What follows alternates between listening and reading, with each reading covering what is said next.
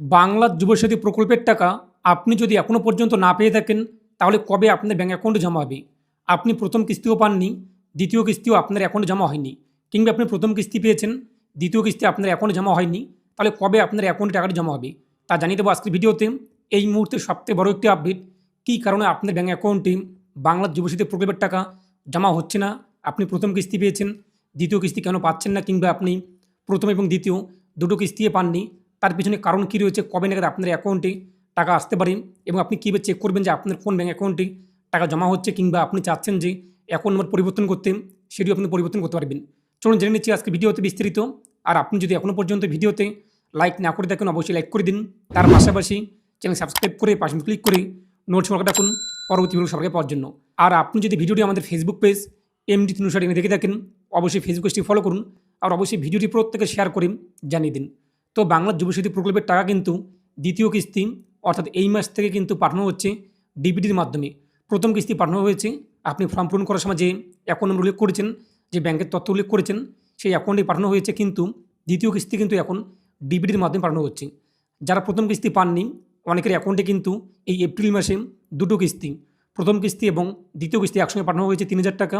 আর অনেকের অ্যাকাউন্টে প্রথম কিস্তি প্রথম মাসেই পেয়েছে এবং দ্বিতীয় কিস্তি এই মাসে কিন্তু পেয়েছে। যদি আপনি প্রথম কিস্তি এবং দ্বিতীয় কিস্তি একটিও পাননি, তার পিছনে কারণ কী রয়েছে? আপনার এই মুহূর্তে দেখতে হবে যে ডিবিটি লিঙ্ক আপনার কোন ব্যাঙ্ক অ্যাকাউন্টে রয়েছে। ডিবিটি লিঙ্ক প্রথমত আপনার চেক করতে হবে। আপনি যদি প্রথম কিস্তি পেয়ে দেখেন, দ্বিতীয় কিস্তি না পেয়ে দেখেন, প্রথমত দেখে নিন যে ডিবিটি লিঙ্ক আপনার কোন ব্যাঙ্ক অ্যাকাউন্টে রয়েছে। অনেক ক্ষেত্রে কী হয়ে দেখে, আপনি যখন ক্লাস 1 কিংবা 2তে পড়েছেন, সেই মুহূর্তে কোনো অ্যাকাউন্ট খুলেছেন, কিংবা এয়ারটেল পেমেন্ট ব্যাঙ্কের অ্যাকাউন্ট রয়েছে আপনাদের, আগে থেকে আপনি জানেন না, সেটি বর্তমানে আপনার বন্ধ রয়েছে, আপনাদের কিন্তু সেই অ্যাকাউন্টে টাকাটি জমা হতে পারে। তো আপনি কীভাবে চেক করবেন এবং আপনি কীভাবে সেটিকে পরিবর্তন করবেন, তা প্রথমত দেখে নিন। তো এখনও অনেকেই প্রশ্ন করবেন, আপনাদের ডিবিটি লিঙ্ক থেকে শুরু করে সমস্ত কিছু ঠিকঠাক রয়েছে, তারপর টাকা কেন পাননি, সেটা আমি আপনাদের জানিয়ে দেবো কেন দেরি হচ্ছে। তা প্রথমত দেখে নিই যে আমাদের কোন ব্যাঙ্ক অ্যাকাউন্টে ডিবিটি লিঙ্ক রয়েছে এবং কোন ব্যাঙ্ক অ্যাকাউন্টে আপনার টাকাটি জমা হয়েছে। তার জন্য আপনি প্রথমত গুগলে আসুন এবং গুগলে এসে আপনি সার্চ করুন এমডি 360 নিউজ লিখে। তো গুগলে আপনি যখনই সার্চ করবেন এমডি 360 নিউজ লিখে, প্রথমে পেয়ে যাবেন md360news.com। এখানে আপনি ক্লিক করুন, তো ওয়েবসাইটে চলে আসবে। এই যে উপরে আপনি দেখতে পাবেন সার্চ বার অথবা মেনু বার, যেখানে এক জায়গায় ক্লিক করি, সার্চ করুন ডিবিটি লিখে, ডিবিটি লিখে যে তীর চিহ্ন, এখানে ক্লিক করতে আপনার সামনে কিন্তু সার্চ চলে আসবে। আপনি দেখতে পাচ্ছেন প্রথমেই এই লিঙ্কে আপনি ক্লিক করুন। এরপর আর্টিকেলে চলে আসবেন, আর্টিকেলে আপনি ভালোভাবে পড়ে নেবেন। তারপর নিচে আপনি চলে আসুন। তো নিচে আপনি দেখতেই পাচ্ছেন যে ডিবিটি লিঙ্ক করার যে অনলাইন অ্যাপ্লাই লিঙ্ক, সেই লিঙ্কটি রয়েছে। এর পাশাপাশি চেক স্ট্যাটাসের লিঙ্কটি রয়েছে। এই লিঙ্কে আপনি ক্লিক করতে পরবর্তী পেজ চলে আসবে। তো পরবর্তী পেজে আপনি দেখতেই পাচ্ছেন যে হোম পেজ, এই যে হোম যে রয়েছে এক কথায় হোমে আপনি ক্লিক করুন। তারপর যে কাস্টমারে ক্লিক করুন। তারপর ভারত আধার সিডিং এনেবেল বিএএসি, এই ভারত আধার এনেবেল যে রয়েছে এখানে আপনি ক্লিক করুন। পরবর্তী পেজটি আমাদের সামনে চলে আসবে। এরপরে যে মেনু বার, মেনুতে ক্লিক করুন। প্রথমত আমরা দেখে নিচ্ছি যে আমাদের আগে থেকে অন্য কোনো ব্যাঙ্কে ডিবিটি লিঙ্ক অ্যাক্টিভ রয়েছে কিনা, এবং কোন ব্যাঙ্ক অ্যাকাউন্টে আমাদের অ্যাক্টিভ রয়েছে সেটি আপনি প্রথমত চেক করে নিন, এবং চাইলে আপনি সেটিকে পরিবর্তন করতে পারবেন। তো এই যে মেনু বার, এখানে আপনি ক্লিক করুন। তারপর আধার ম্যাপ স্ট্যাটাস, এখানে আপনি ক্লিক করুন।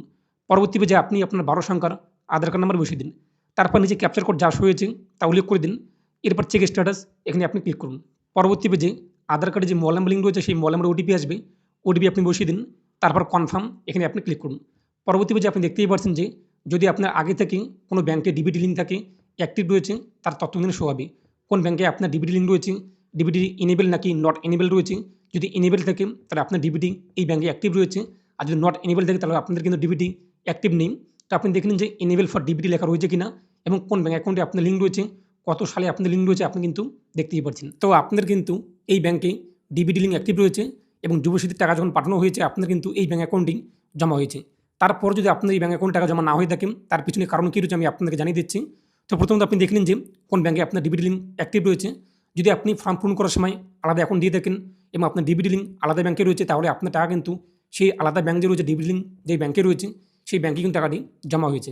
যেহেতু ডিবিটির মাধ্যমে টাকাটি পাঠানো হয়েছে, এখন আপনি চাচ্ছেন যে এই অ্যাকাউন্ট নাম্বারটি এই ব্যাঙ্কটি আপনি পরিবর্তন করতে। কীভাবে আপনি পরিবর্তন করবেন? এই জন্য আপনি আবারও যে হোম পেজ, হোমে আপনি ক্লিক করুন।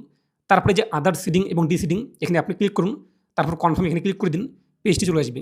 এখন আপনি আপনার 12 সংখ্যার আধার কার্ড নাম্বার বসিয়ে দিন। এরপর যে সিডিং, এটা আপনি এখান থেকে সিলেক্ট করে নিন। তারপর ব্যাঙ্ক, এখান থেকে আপনি কোন ব্যাঙ্কে এখন ডিবিটি লিঙ্ক অ্যাক্টিভ করতে চাচ্ছেন, ডিবিটি লিঙ্ক করতে চাচ্ছেন, সেই ব্যাঙ্কের নাম এখান থেকে উল্লেখ করে দিন। তো লিস্টের মধ্যে যে সমস্ত ব্যাঙ্ক রয়েছে, সেই সমস্ত ব্যাঙ্কে আপনি কিন্তু অনলাইনে অ্যাক্টিভ করতে পারবেন ডিবিটি লিঙ্ক। যদি লিস্টের মধ্যে আপনার ব্যাঙ্ক না থাকে, তাহলে আপনাদের কিন্তু ব্যাঙ্কের যে শাখা রয়েছে অফলাইনে, সেই ব্যাঙ্কে গিয়ে কিন্তু ডিবিটি লিঙ্ক অ্যাক্টিভ করতে হবে। তো ব্যাঙ্ক আপনি উল্লেখ করে নিন। তারপর সেভিং টাইপ প্রথমে রয়েছে ফ্রেশ। তো আপনি প্রথমত স্ট্যাটাস চেক করে দেখে নিলেন যে আপনার আগে থেকে কোনো ব্যাংকে ডিবিট লিঙ্ক রয়েছে কিনা। যদি থাকে তার তথ্য চলে আসবে, যদি না থাকে কোনো তথ্য আসবে না।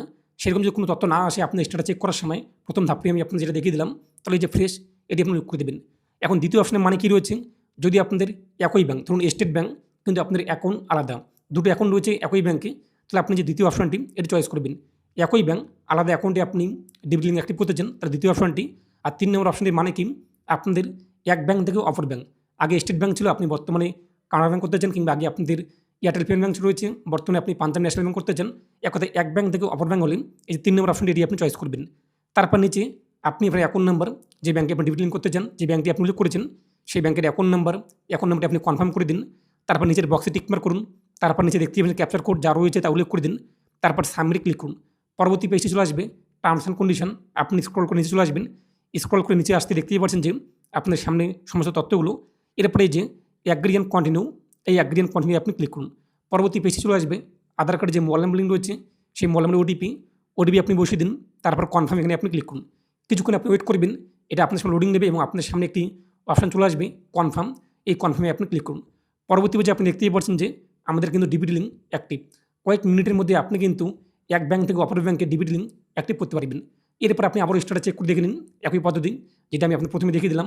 আধার ম্যাপ স্ট্যাটাসে ক্লিক করে তো আপনি দেখে নিন যে আপনার ডিবিট লিঙ্ক অ্যাক্টিভ হলো কিনা। তো আশা করি বুঝতেই পারলেন। এখন আসি আমরা মূল বিষয়ে। যদি আপনি এই মুহূর্তে ডিবিট লিঙ্ক অ্যাক্টিভ করেন তাহলে কবে আপনার অ্যাকাউন্টে টাকা চলে আসবে। যেহেতু এখনও পর্যন্ত এই মাসটি সম্পূর্ণ রয়েছে, এখনও শেষ হয়নি, আরও কয়েকদিন সময় রয়েছে, তাই যদি আপনি এই মুহূর্তে ডিবিট লিঙ্ক অ্যাক্টিভ করে দেখেন খুব শীঘ্রই টাকা আপনার অ্যাকাউন্টে কিন্তু চলে আসবে। 30 এপ্রিলের মধ্যে টাকা অবশ্যই আপনার অ্যাকাউন্টে কিন্তু জমা হয়ে যাবে, আপনি যদি নির্দিষ্ট সময়ের মধ্যে এপ্রিলের মধ্যে যদি আপনার ডিবিট লিঙ্কটি অ্যাক্টিভ করে দেখেন।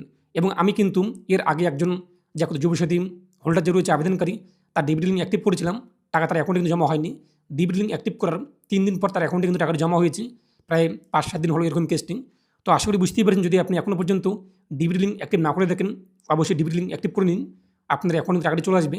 এবং আমরা প্রত্যেকে জানি কিন্তু যারা মার্চ মাসে টাকা পায়নি, এপ্রিল মাসে তাদের অ্যাকাউন্টে দুটো কিস্তি একসঙ্গে জমা হয়েছে এবং এখনও পর্যন্ত 30 তারিখ পর্যন্ত সময় রয়েছে। যদি আপনাদের অ্যাকাউন্টে এখনও পর্যন্ত টাকা না আসে তো আপনারা অপেক্ষা করুন।